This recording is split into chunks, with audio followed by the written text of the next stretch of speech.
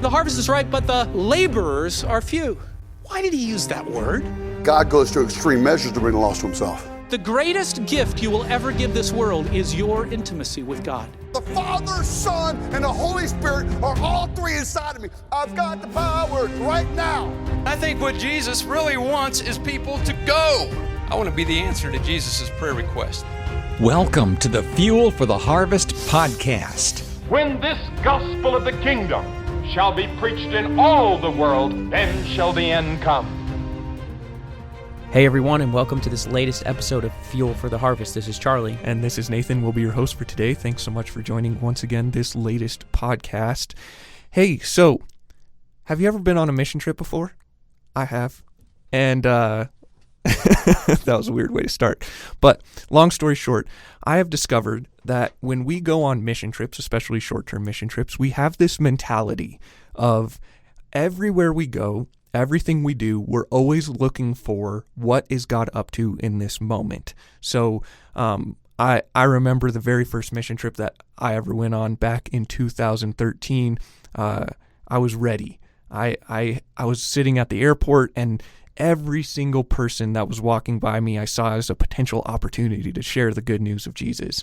And then on the airplane, I was trying to build conversations with people on the airplane. And then when I landed, I was trying to build conversations. Everywhere I went, I was looking, God, what are you up to during this mission trip time period that I'm in? And then I got home, and all of a sudden I stopped looking for opportunities. It was like, well, I did my mission trip, and now I'm done, and now I'm not looking for opportunities anymore. Yeah. And I call it the mission trip mentality, and I think that there's something wrong with it. I think that's quite clear.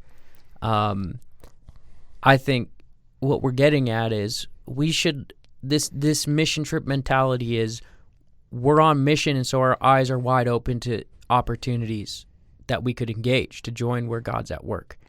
And we keep our eyes open for that. But then we go home and we forget about it. And we get into our daily routine. I think the question is, what would happen if we had our eyes wide open 100% of the time? I think that's what a kingdom laborer does, is look at the opportunities around me. What if I engaged them? And they may not always go how we think they should or want. It could be, there's this great phrase that distractions are the ministry.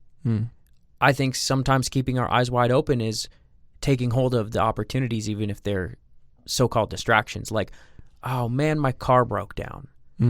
I was supposed to be at this meeting today, and I'm not going to be there because my car broke down. Now I got to call these guys to come tow my car. Whoa, hold on. How about these guys that are towing your car? Like, maybe that's it. Like, you're supposed to talk to them about Jesus, pray for them, encourage them, engage them somehow. I remember we broke down in the middle of the desert once as a family on our way to Lake Powell. We used to go there growing up every year. And so this cop had come to check out our truck and help us or whatever. And he's on the side, and we're just talking with him. And we start talking about Jesus with him, and come to find out he's a Mormon. And we got to share what God was up to in our lives. It was this awesome conversation with him. But that was a life that mattered to God, and we could have missed it easily. And I think sometimes, man, if we have our eyes wide open, it's distractions, and it's also any person that's in front of us, in the grocery line, in the coffee shop, at work, at home, on our sidewalks, wherever we go. There are people and there are opportunities, and will we have our eyes wide open to see them and seize them? It's like what Jesus said to his disciples in John. Open wide your eyes. Like, look around. The fields are ripe for harvest. Open your eyes. Look around. There's opportunity everywhere. Yeah. It reminds me of what Paul says, make the most of every opportunity because the days are evil, right? Like, there is this extraordinary need around us everywhere we go, every moment of every day. And what if we approached our everyday life in the same way that we approach going on a mission trip? What if we were looking for the opportunities that God was bringing our way? What if we were looking for open doors and open hearts and open conversations? What if we were being intentional about seeking those things out? Imagine the impact we could have for Jesus. And when I always think of this in terms of making the most of every opportunity. The most of some opportunities is simply a kind comment. The most of other opportunities is prayer. The most of other opportunities is preaching the gospel just right then and there. The most of other opportunities is leading somebody to Christ. So I always think to myself, Lord, I just want to do what you want me to do in this moment right here and now. What is it that you're calling me to do? And I'm going to go as far as the conversation will allow me to go, and then be okay with wherever it ends up. Yeah, there's a great quote by Jim Elliot. So Jim Elliot was a missionary who, just in the last generation, in the 1900s, right? He launched down to South America to go to the Amazon to reach an uncontacted tribe, a dangerous tribe that speared people to death. They killed each other all the time. And God called him and his family and his friends and their families to reach these people. And they made contact with this tribe.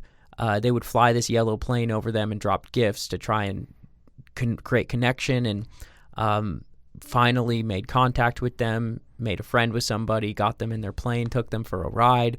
And then there was some conflict in the tribe, and so this tribal decided to lie, that they were horrible people. And the next time they landed, Jim Elliot and his friends were all speared to death. He gave his life for the gospel. Then the wives, those courageous women of God with their kids, decided to still engage the tribe and led them all to Christ. I actually got to meet the guy who had speared Jim Elliot, Menkaya, really interesting guy. But they all love Jesus now, and God changed them. But so imagine this, Jim Elliot, that kind of guy. He was just an ordinary kind of guy, and God called him. He said, wherever you are, be all there. Wherever you are, be all there. If you're in the Amazon, about to be speared, be all there. I think you couldn't help it at that point. Yeah. If you're in your plane looking down, be all there. If you're with your family drinking a cup of coffee, be all there. If you're at work, be all there. Wherever you are, be all there. And I've read enough of his journals and his life in different books to know that he practiced that. Even before he went, he was all there, wherever he was, making an impact, sharing Jesus with people.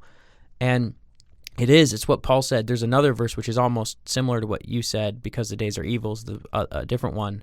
But this other one in Colossians 4:5 says, walk in wisdom toward outsiders, making the best use of the time, or making the most of every opportunity. I love this passage because you just heard the word time in this, make the best use of the time. There are two Greek words for time. One is chronos, and that's chronological. The seconds tick, the clock ticks, the hours go by, the minutes go by, the weeks go by, the months go by, the years go by, the calendar turns. It keeps going. You can't stop. You can't change chronological time, I guess, unless you're God and you pause time. But time is chronological. That's one use of the word. We all get that. But then there's another word used for time in the Greek language, which is a very different word, very special word. The best word in English, I think, would be flashpoint. It's this special moment in time, like that bursts into being that you can seize and take a hold of. And that's the word that Paul uses here. It's kairos. And the fascinating thing is that Paul's using the name of a Greek god named Kairos. And what they said in that day and age, the people who believed in this, was Kairos was this Greek god who on the front of his head had this spike of hair that shot out forward, and the back of his head was bald. And so if he was passing by you and you grabbed in that moment, if you seized the day, if you seized the moment and grabbed the front of his hair, he would become your slave and serve you. But if you didn't, he would pass on by, never to return. And I don't know, maybe he was spit shined. You can't grab the back of his head. He's gone. But that's the word that Paul uses there. That's the picture he wants us to have. Like, hey, make the most, make the best, seize the moments in front of you. Be wise how you act toward the lost. Seize the moment, because you don't know. it may never come back. And there are opportunities all around, every day, everywhere. And if we seize them, it might make all the difference. There was a moment that I witnessed that was a powerful time. I was with this team of young people on a discipleship trip, and we walked into this hotel. And there was a guy sitting on the edge of the hotel who just looked depressed, like he was having the worst day of his life. And so we walked over to him, and there was a girl on our team named Ashley who really engaged him phenomenally. And we just had this conversation with the guy. Hey, how you doing? What's happening? And he began to tell us, like, I'm not good, like, at all. And we're like, well, what's going on? And he began to tell us, well, I was going to go up into my hotel room tonight and drink myself to death. He wanted to kill himself, the worst day of his life. And we began to tell him about Jesus.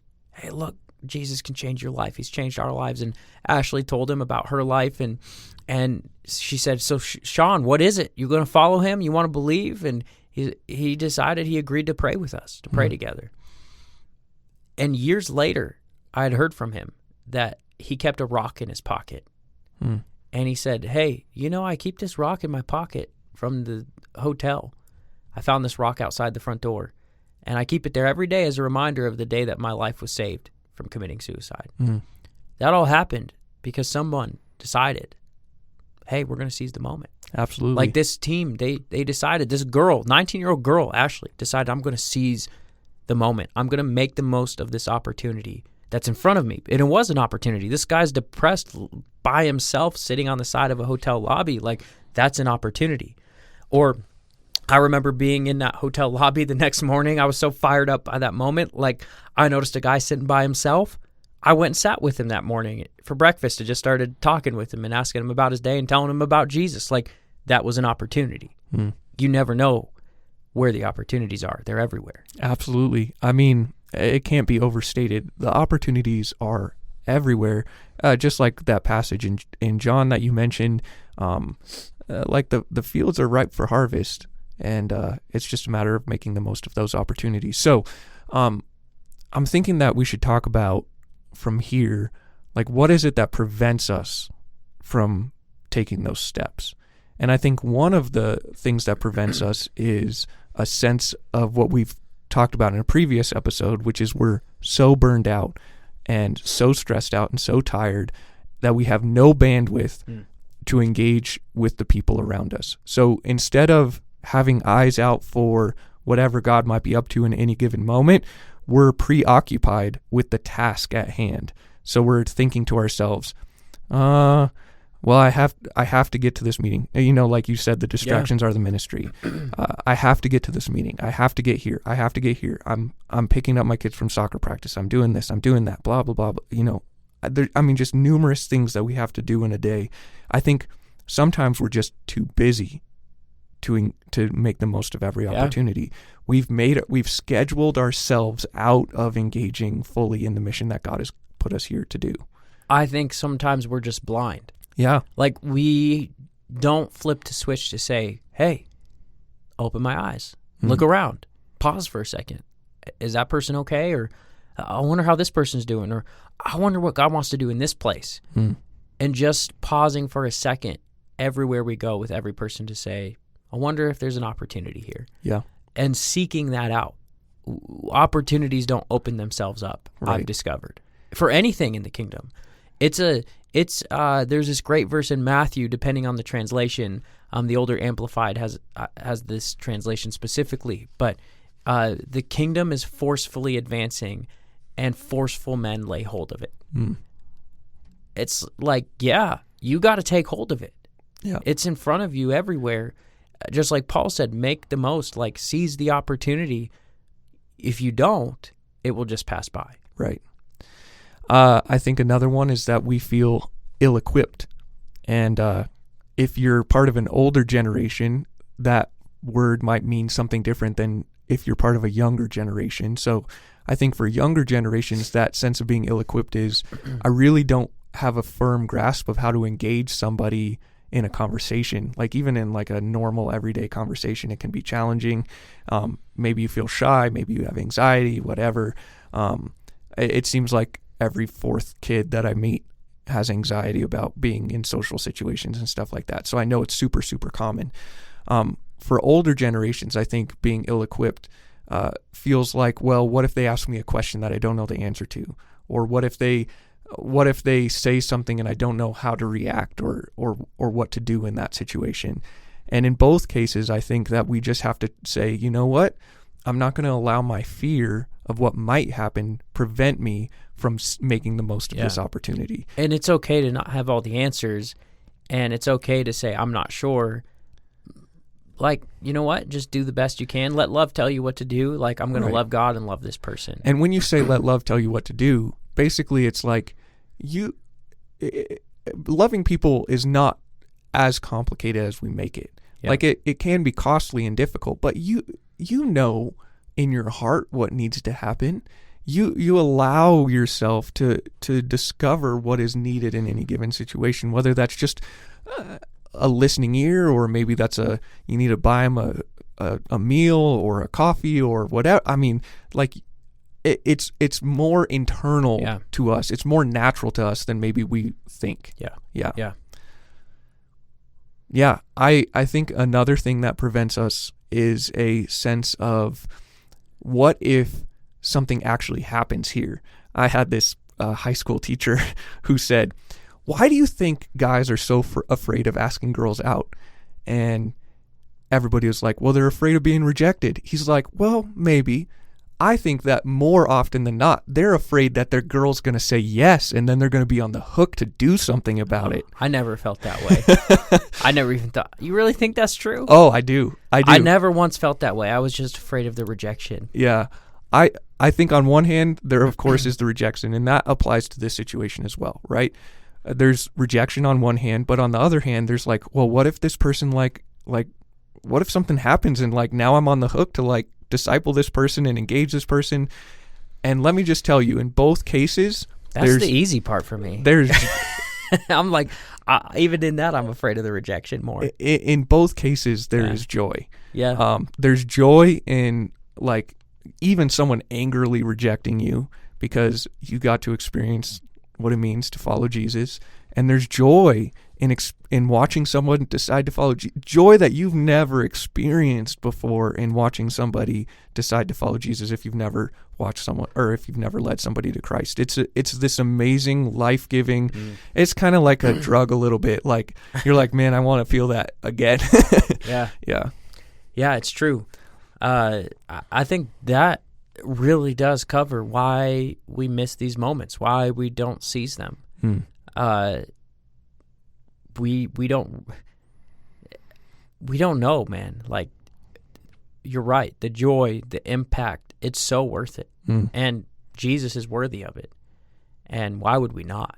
Absolutely. I think there's no reason not to keep our eyes open, look for the people around us, say, God, what are you doing? How can I join you? How can I love people? How can I proclaim who you are? Right. Every day, everywhere.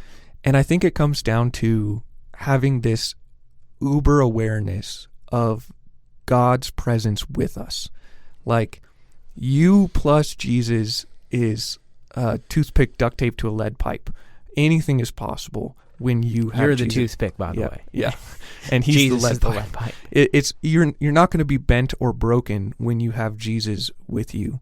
And I think that's part of what it means when Jesus is talking about being salt and light in this world. Like, wherever you go, whatever you're doing, you are representing Christ.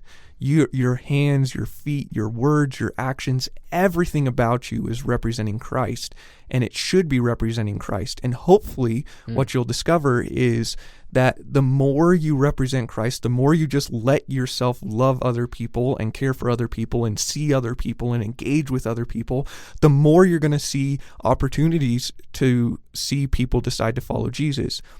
I'm often struck by people who are like, yeah, I've never led somebody to Jesus. And I'm like,